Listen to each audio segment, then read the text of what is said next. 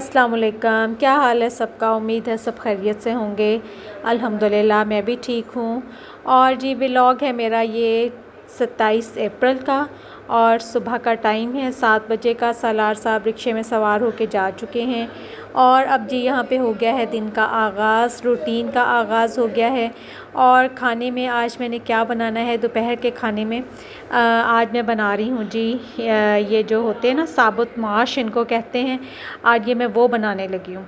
काफ़ी अरसे के बाद बना रही हूँ। इस दफ़ा ये ग्रॉसरी में मैं लेके आई थी तो मैंने कहा ये ना अब मैं चले आज ये बनाती हूँ। तो इसको बहुत अच्छे बनते हैं ये, और इसको उर्दू में तो साबुत माश कहते हैं और पंजाबी में इसको कहते हैं माह। तो हमारे जो घर है ना मतलब सारे मतलब सब लोग बड़े शौक़ से खाते हैं हमारे घरों में, यानी जैसे अम्मी अब्बू और बुज़ुर्ग जो हैं वो बड़े शौक़ से खाते हैं। ख़ैर मेरे घर में तो सभी खाते हैं, बच्चे भी शौक़ से खा लेते हैं। तो इसलिए ये आज मैं बनाने लगी हूँ और ये मैं काफ़ी अरसे के बाद बनाने लगी हूँ। तो इनको आपने बस ये मैंने 1 कप लिया है और आप भी अपनी ज़रूरत के मुताबिक ले लें। इस तरह से पानी में डालें, इनको भिगोने की पहले ज़रूरत नहीं पड़ती है। बस ये इनको आपने अच्छी तरह से वॉश करना है। वॉश करने का तरीका ये है कि जब आप इसके ऊपर पानी डालेंगे ना तो इसके ऊपर जो ये बारीक बारीक से जो दाल होती है ना कुछ ऊपर आना शुरू हो जाती है। तो उसका मतलब ये होता है कि उसको आपने उस वाली दाल को ऐसे निकाल देना है। पोनी नीचे रख लें, कोई छलनी रख लें, तो ऐसे करके पानी निकालते जाएंगे तो वो दाल जो होगी ना वो उसमें आती जाएगी। ये इसको निकालने का मकसद ये होता है कि ये ना सख्त होती है तो बाकी सारी दाल गल जाएगी, लेकिन अगर ये बीच में रह जाएंगे ना तो ये गलेंगे नहीं। तो इसलिए इनको निकालना बहुत ज़रूरी होता है। तो इस तरह से आप इनको निकाल दें। 3-4 बार पानी से इसको वॉश करेंगे तो ये ऊपर आते रहेंगे और आप इनको निकालते रहें। बस फिर इस तरह से आपने इसको वॉश करने के बाद मैंने तो डाल दिया है जी कुकर में, क्योंकि ये जल्दी जो होती है ना कुकर में ही बनती है। वैसे अगर आप इसको बनाएं तो ये बहुत टाइम लेती है, सीधी सी बात है। तो फिर मैंने इसमें क्या डाला है जी, इसमें मैंने कुकर में डाल के और उसमें ज़्यादा सारा पानी डलेगा और लहसुन डाला है मैंने इसमें, और नमक, धनिया पाउडर और हल्दी, ये सब चीज़ें डलेंगी। और इसमें जी इसका जो ख़ास इंग्रेडिएंट है ना इस दाल को बनाने का वो अदरक होता है। अदरक आप इसमें कूट कर पीस कर भी डालें और बाद में जब आप इसका तड़का बनाएं ना तो उसमें भी आप अदरक के जो चंक्स होते हैं ना छोटे छोटे पीसेस करके काट के वो डालें, ठीक है। और फिर ये दाल जो होती है वो बहुत मज़े की बनती है, इतनी मज़े की बनती है कि वो पंजाबी में कहते हैं ना कि मुँह नहीं लंदी, तो वो इसी तरह ही होता है। तो बहुत मज़े की होती है। तो खैर ये मैंने चीज़ें इसमें डाल दी हैं और इसमें मैंने अब लगा दिया है, इसको बंद कर दिया है, कुकर का ढक्कन लगा दिया है। और इसको आपने ज़्यादा सारा पानी डाल के कम अज़ कम इसको आपने जी पकाना है 20 मिनट।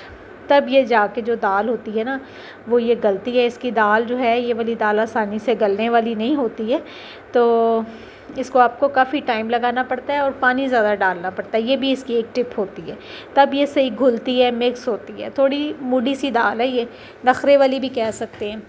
तो चलें, मेरी तो खैर गल गई थी दाल, तो अब मैं इसका कर रही हूँ तड़का प्रिपेयर। तो इसके लिए मैंने क्या लिया है जी, देसी घी लिया है और इसमें इसको जो तड़का लगता है वो लहसुन का लगता है। लहसुन का तड़का लगाएंगे तो बहुत अच्छा इसका टेस्ट होता है। लहसुन का इसमें आप डालेंगे, तड़का लगाएंगे, इसमें ज़ीरा डालेंगे और इसमें अदरक जो मैंने आपको शुरू में बताया था ना कि काट के छोटे छोटे पीसेस में, तो वो आपने इसमें डाल लेंगे। तो मैंने जो था ना अदरक पहले से ही काट के ना दाल में डाल दिया था, जब मैंने पकने के लिए रखी थी ना तो उसी टाइम मैंने डाल दिया था। इसलिए अब फिर मैं तड़के में नहीं डाल रही, मैंने कहा ज़्यादा ना हो जाए। तो बस इसको आपने इस तरह से फिर दाल में उंडेल देना है। और इसके बाद आपने क्या करना है कि थोड़ी सी दाल लेनी है इस तरह चम्मच में और इस तरह से फ्राइंग पैन में उसको डालना है और दोबारा से वो फ्राई पैन को अच्छी तरह से साफ़ कर लेना है। तो ये भी हमारी जो है ना हमारे बुज़ुर्गों का तरीका है, अम्मी का, नानी, दादी, सबका ये तरीका होता है कि ऐसे तड़का लगा के तो बाद में जो थोड़ा सा फ्राइंग पैन में लगा रह जाता है ना उसको ऐसे साफ़ किया जाता है। तो मेरा ख्याल आप लोग भी सब ऐसा ही करते होंगे। अच्छा जी, फिर इसके बाद आपने इसकी डेकोरेशन करनी है, दाल को अच्छी तरह से दुल्हन बनाना है और इसके ऊपर आपने धनिया डाल दें काट के और सब्ज़ मिर्च डालें। तो जी क्या मज़े की दाल बनती है ये। इसके साथ आप गरम गरम रोटी बनाएं, छोटे छोटे फुलके बना लें या बड़ी बड़ी रोटियां बना लें, वो आपकी मर्ज़ी है। तो खैर मेरी रोटियां जो बन रही थी बस कभी गोल कभी टेढ़ी कभी मेढ़ी ऐसी बनती हैं मेरी। तो मैं बना रही थी, अब ये रोटियां, दाल तैयार हो गई थी। सब लोग आ गए थे, बच्चे भी स्कूल से आ गए थे, बाबा भी इनके ऑफिस से आ गए थे। तो बस अब ये लंच का टाइम था, तो ये फिर रोटी बन रही थी, दाल तो तैयार हो गई थी। तो बस ये देखें रोटी भी आज जो थी ना वो बस अच्छी बन गई थी, मतलब बहुत ज़्यादा गोल नहीं थी लेकिन बस ठीक थी। तो बस इस तरह से आप इसको दाल को गरम गरम रोटी के साथ सर्व करें, बहुत ही मज़े की लगती है। और अगर आपके पास मक्खन है थोड़ा सा तो आप मक्खन दाल के ऊपर डालें, गरम गरम दाल में वो मक्खन डालें और फिर तो भाई दाल के क्या ही कहने हैं, बहुत मज़े की बनती है। तो चले जी, मैंने आज आपके साथ इस दाल का एक्सपीरियंस शेयर किया है। उम्मीद है आप लोग ज़रूर इसको ट्राई करेंगे और खाएंगे और फिर मुझे दुआएं देंगे, ठीक है। तो खैर बस ये था जी, दोपहर का टाइम था। और इसके बाद जी फिर क्या हुआ है कि फिर आज मैंने ना बनाई है चूरी, ख़ास मतलब चूरी मैंने बनाई है जी मकई की रोटी की। मतलब आज मैंने काफ़ी ज़्यादा काम कर लिया ना। चूरी की फरमाइश हुई थी बच्चों की तरफ से, और बच्चों के बाबा जो हैं वो भी बड़े शौक़ से खाते हैं, उसके लिए वो मैंने ये जो चूरी है ना ये मैंने मकई की रोटी की बनाई है। अब आप देखें कि पहले मैंने रोटियां बनाई, पहले मैंने दाल बनाई, फिर मैंने सादा रोटी बनाई, फिर इसके बाद मैंने मकई की रोटियाँ बनाई। और आज किचन में कुछ गर्मी भी थी, काफ़ी ज़्यादा गर्मी थी, तो इतना गर्मी में मैंने खड़े होकर ना ये सारा काम किया।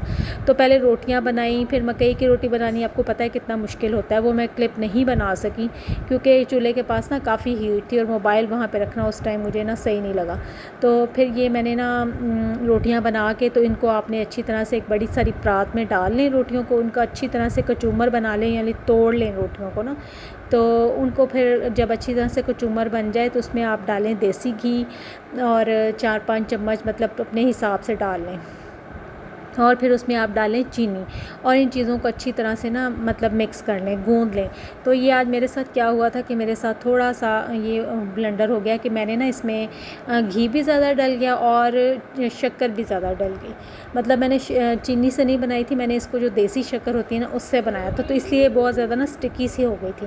खैर ये इतना कोई मसला नहीं होता, ये अभी जब फ्रेश बन रही थी ना, क्योंकि रोटियाँ भी गर्म थी और फिर ऊपर से देसी घी डाल दिया तो वो गर्मी की वजह से मेल्ट भी जल्दी हो रहा था, तो बस इसलिए ज़रा स्टिकी थी। लेकिन कुछ देर के बाद जब मैंने इसको बना के रख दिया ना, ओवन में रख दिया, तो ये थोड़ा सेट हो गई थी, यानी थोड़ी सी हार्ड सी बॉल्स बन गई थी। अभी भी ठीक थी, टेस्ट बहुत अच्छा था। तो ये भी बहुत अच्छी चीज़ है, बच्चों को बना के दें, बहुत ज़बरदस्त, मतलब बड़ी ताकत वाली चीज़ है, देसी घी भी है इसमें और मकई का आटा इटसेल्फ बहुत अच्छी चीज़ है। तो बस ये था जी हमारा दोपहर का लंच। काफ़ी मेहनत वाला काम था जो मैंने किया है। और फिर इसके बाद अब ये टाइम हो गया था जी रात का।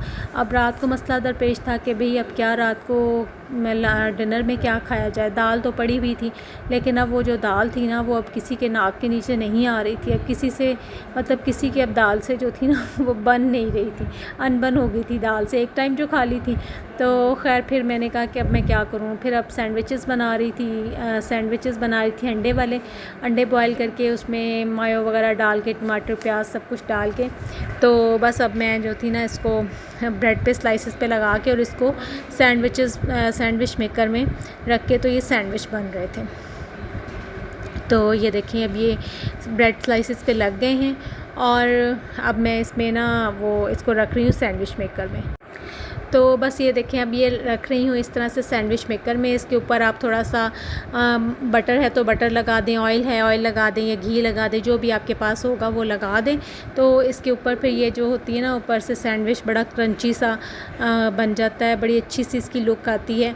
तो ये देखिए ये सैंडविचेस भी हो गए थे रेडी, और ये फिर मैंने इनको एज़ अ डिनर खिला दिए थे बच्चों को। तो अल्लाह का शुक्र है, अल्हम्दुलिल्लाह जी, अल्लाह ताला का लाख लाख शुक्र है, बेहिसाब अल्लाह ताला की नेमतों का। तो इसके साथ ही अपनी व्लॉग को करती हूँ एंड। इजाज़त दीजिए, चैनल को सब्सक्राइब कीजिए, लाइक कीजिए और शेयर कीजिए, और अपनी दुआओं में याद रखा करें। अल्लाह हाफ़िज़।